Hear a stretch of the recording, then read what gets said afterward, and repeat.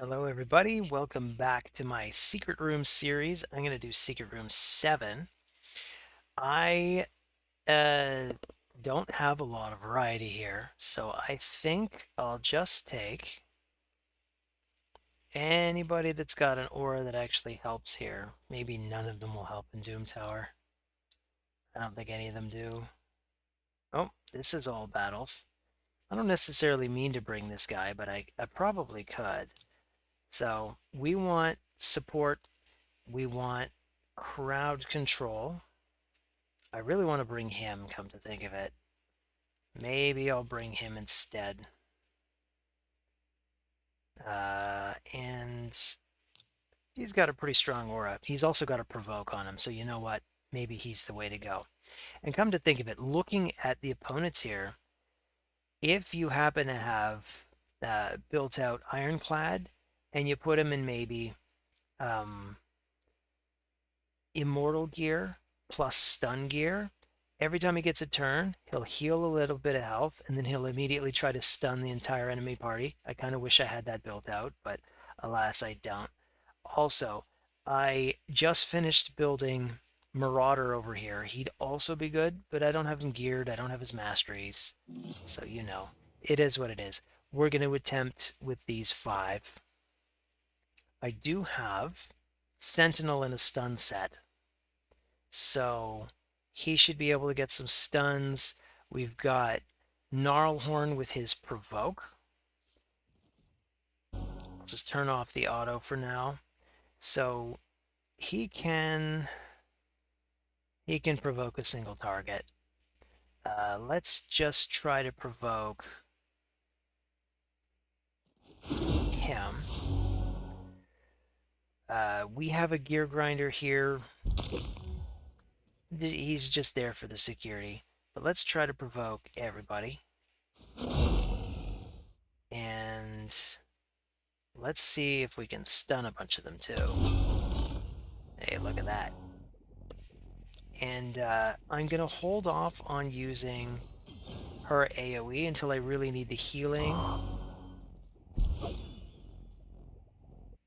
I suppose I could also have put her in a stun set. I don't think that's what she's got, though. I think she's in a shield set, so we do have shielding on everybody. I put him in regen, because it's going to be important for him to stay alive. And maybe we'll start with him.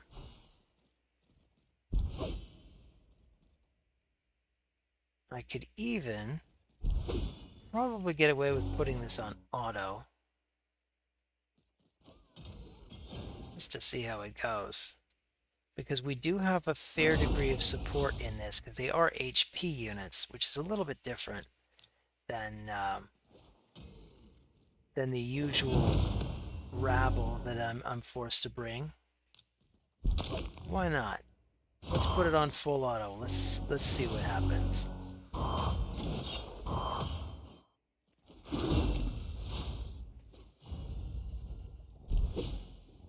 A Blood Mask here has a bit of crowd control potential, so we need to watch out for that.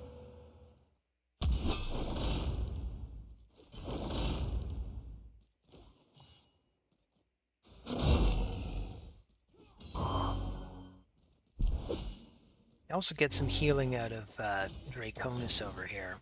So maybe right after we take out Gear Grinder, we'll shift focus to Draconis. After that, I'm not sure who the next most important one would be.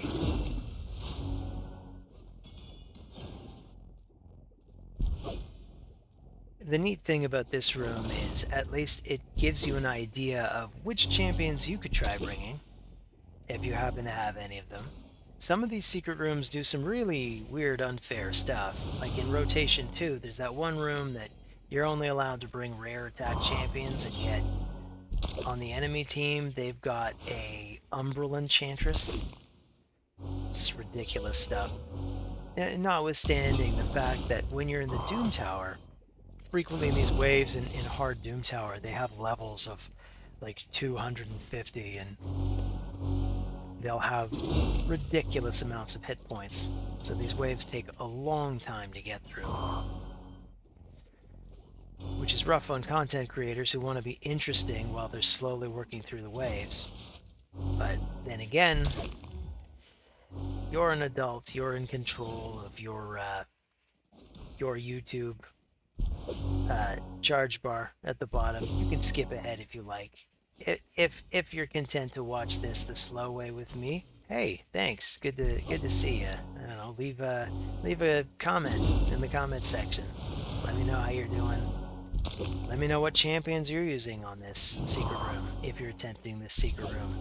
If you're failing the secret room and you need advice, ask a question. I have some. I've already said this in a number of the other videos in the series, but in case this is the first one that you're watching, a really great strategy is to bring champions that have lots of area of effect attacks, and you put them in a stun set. You also want to give them the tier 6 mastery Fearsome Presence, which improves it by 5%. Anybody that also has crowd control in their kit, obviously even better, particularly if you get synergy out of the Fearsome Presence. So for example, I've got Sentinel. He's in a stun set, but he also has Provoke on his A1 at I believe it caps out at 85% as long as it's a crit. So I gave him 100% crit rate. So he's almost always doing a Provoke whenever he attacks someone. We can actually pick someone. Maybe I'll pick this guy, just to make sure he goes down next. And we're about 5 minutes in, so this is not going to be fast. But it looks like it's working. Gear Grinder is set up such that he really shouldn't go down. He also has 100% crit rate worked in, because whenever he scores a crit, he gets to place a heal on himself, which is helpful. It's not really going to be enough to keep him alive, but if you pair it with a regen set, then he regenerates plenty of health. So he should have no problem staying alive. The enemy will always be fixated on somebody who's likelier to die. Gear Grinder is totally worth building out, by the way. Not just for the secret rooms. I still use him in Faction Wars, because in Faction Wars, you frequently get that one quest that says, bring a rare along. And I actually have 2 ogres that I like to bring. I like to bring Gear Grinder. I also like to bring Bellower, because Bellower does a lot of good crowd control. Unfortunately, you can't use Bellower in this secret room, otherwise he'd probably be here too. But Gear Grinder, the interesting thing about Gear Grinder, even at this stage, 4 years into the game's existence, he's really the only reviver in the Ogre faction, which I find strange. I mean, he's not technically the only reviver. You do have Ugo. She can revive, but it's very situational. You only get to use that when everybody else is already dead, and that's a pretty dangerous place to be. Gear Grinder can do it at any time. I think it's got a 7-turn cooldown, unfortunately, but it's there. Come to think of it, I think you can book it to a 5-turn cooldown. So maybe this is where we should just go to manual quickly and A1 cycle. A1 cycling is important, particularly in secret rooms where you don't necessarily have the best support in general, and you just want to make sure that when you get to the next wave, you have your best moves. So we just hit him a couple more times. Now we can go back to auto. Let's fixate on Doomscreech, because Doomscreech can increase the turn meter. He can put an increased defense, which would make this fight even longer. We don't want that. So let's try to keep Doomscreech crowd controlled and kill him as quickly as possible. I mean, the rest of these guys also need to be crowd controlled. This is cool. I wasn't sure if I'd be able to put this team on full auto, but it seems like it's working. So we have Corpulent Cadaver here in the lead. Not that his aura even helps. Corpulent Cadaver is one of those champions that at this point I think I have buyer's remorse for building him. A lot of you are probably aware that he was recently nerfed from his former glory as a Hydra monstrous damage dealer, and now he just doesn't do it anymore. So he's back to being kind of a novelty rare. But I have him. Here he is. I didn't have a lot to choose from. But if I had Marauder built out, I'd probably put Marauder in this slot. And I would definitely put him in stun equipment. In fact, that's what I'm going to do. I'm going to build him out. I'm going to put Marauder in my Shadowkin faction. That's who I'd recommend. If you have Marauder, that's who I'd recommend building for the Shadowkin faction, honestly. Whenever you're building a rare for the Shadowkin faction, I'd almost always say someone that you can put in a stun set who can get you a lot of control. There are a few exceptions, and one of the exceptions is actually Gear Grinder. And Painkeeper, well worth building. You can see she's frequently refreshing all their abilities as well. And that'll help with the crowd control. Maybe... You know what? I'm inclined to trust the AI at this point. I don't really see anybody who can cleanse or revive. So... I don't even know if there are any rare HP revivers other than Gear Grinder. I think he might be the only one.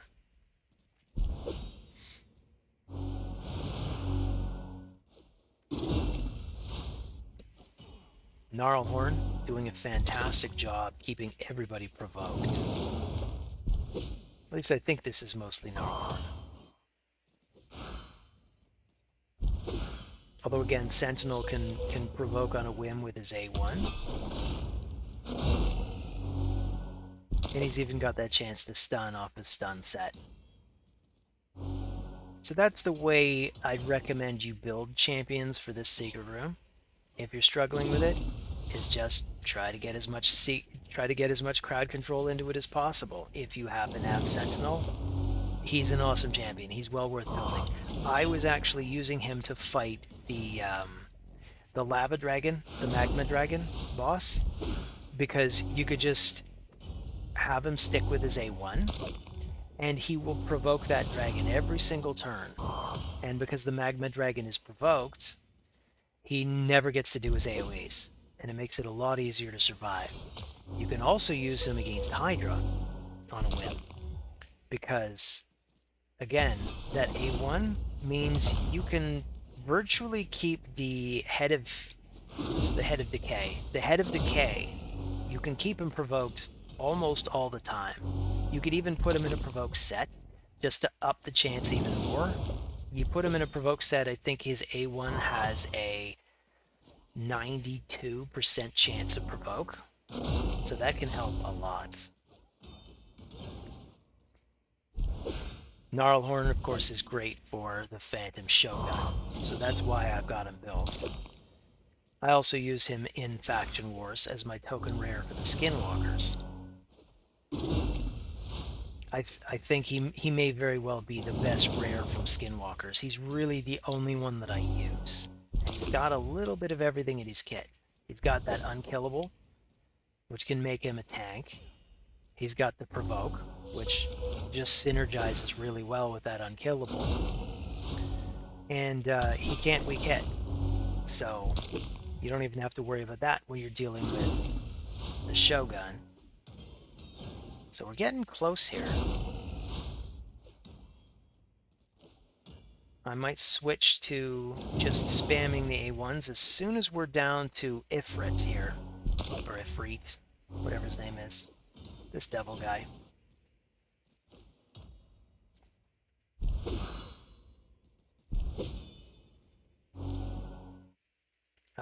But you know what? I'm going to just use this heal so I can put a little bit of healing on my poor Sentinel. Although Sentinel even has healing built in.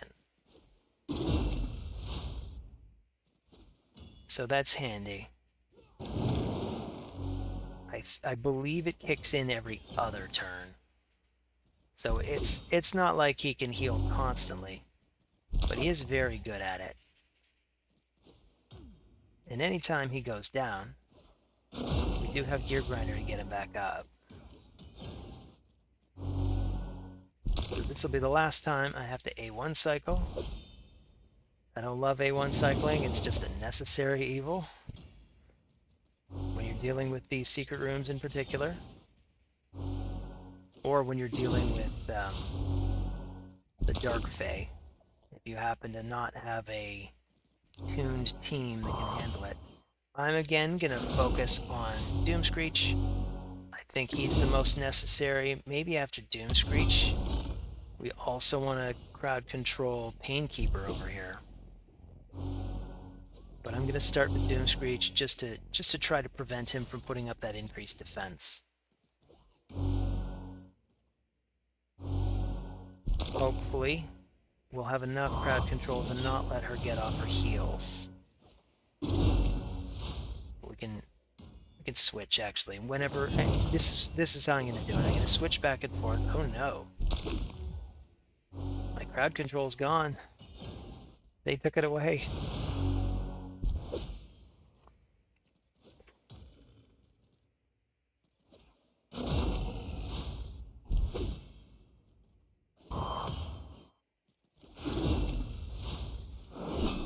So I'm just going to keep going back and forth between these two. I think the damage has been done by the Ironclads. I don't think they can do any cleanses for a couple of rounds now. So let's just try to keep this guy from doing his increased defense.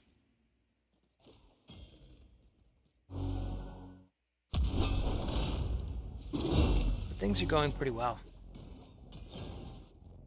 All things considered.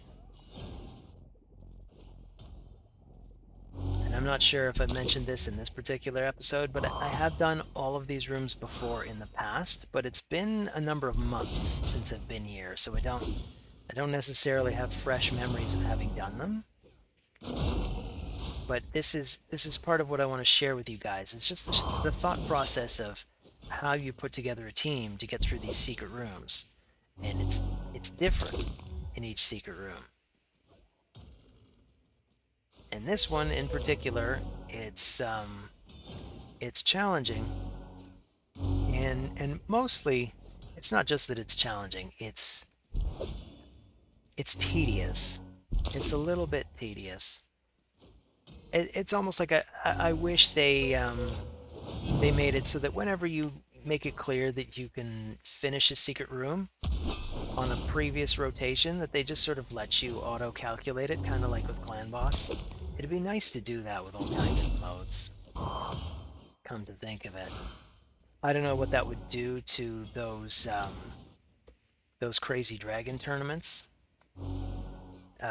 Dungeon tournaments, you know, Spider, Ice Golem, Fire Knight. But you know what? I don't like those. But anyway, things are going pretty well here. I think we've pretty much got it. We'll just whittle away on Painkeeper, make sure she can't get off her heel. After that, the Ironclads should die pretty quickly.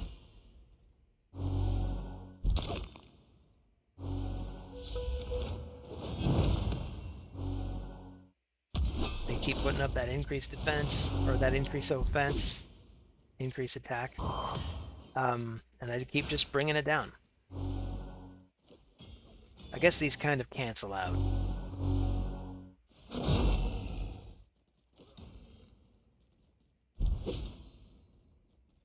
And it's kind of funny, because a lot of these champions are HP based, so the increased attack, and perhaps by proxy the decreased attack, are kind of irrelevant. Heal block's useful though. I'm trying to figure out who's even doing the heal block.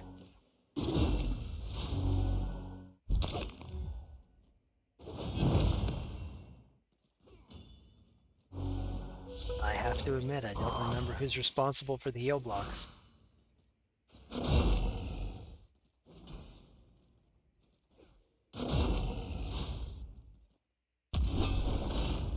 Oh, it's Sentinel. Just underscoring how awesome Sentinel is.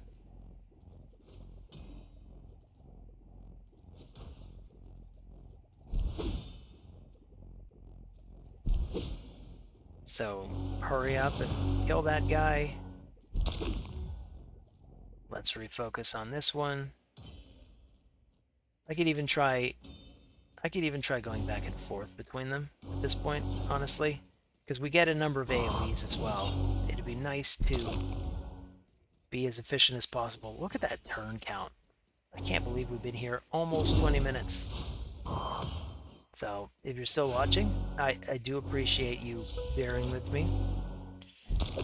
Maybe you're just sitting back, chilling with your own game, listening to my voice while you play the game yourself. I often do that. There are several content creators I like to listen to while I play the game, if I'm not busy trying to create content of my own. I'll switch back to Ironclad here.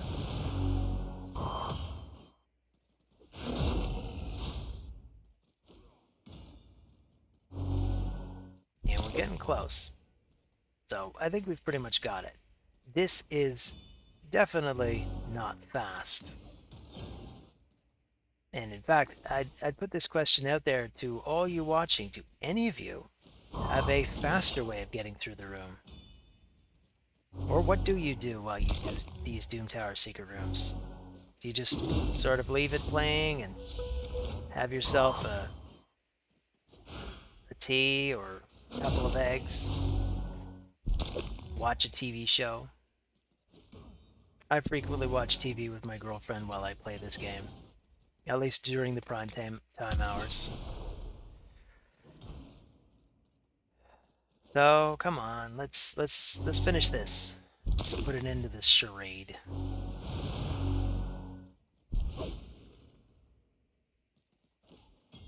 So there it is, 21 minutes. So thanks for joining. I hope this was helpful to some of you, and I'll see you in the next video. Take care.